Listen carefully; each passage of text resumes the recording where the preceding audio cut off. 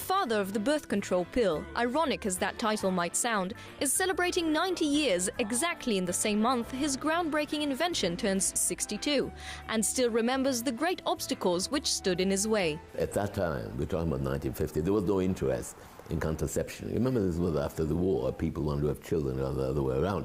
And besides, no pharmaceutical company in the world was working on contraception at that time. Like many things in life, timing is essential.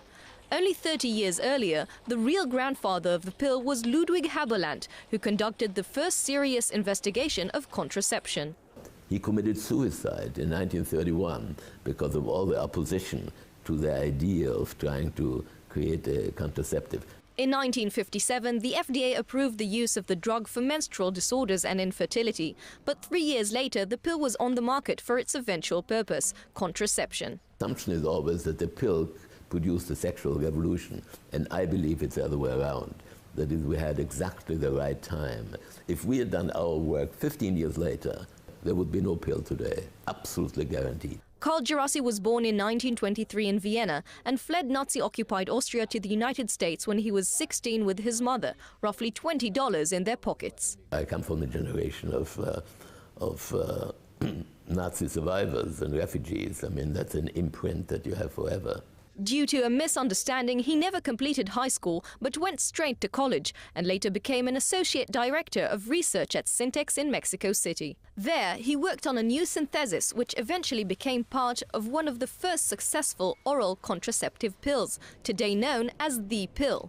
In retrospective, his main disappointment is of the research not being renewed.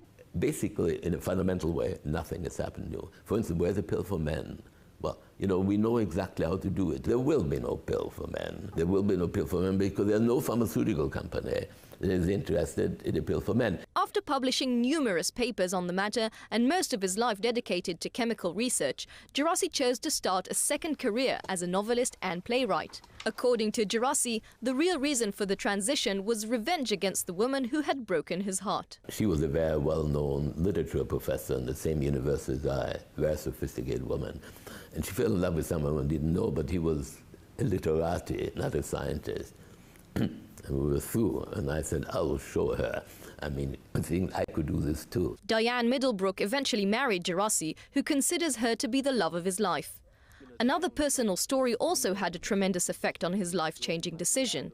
After a great tragedy when his promising artist daughter Pamela committed suicide, Djerassi considered how he could help artists and created an artist colony on his ranch. And I felt there was no purpose in building a monument or a grave. I wanted to create something living out of a death. Today he continues to write with his play Ego on stage for the first time in Israel.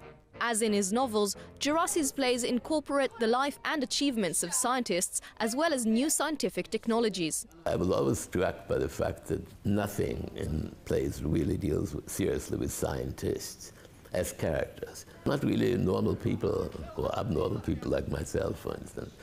And I started writing plays.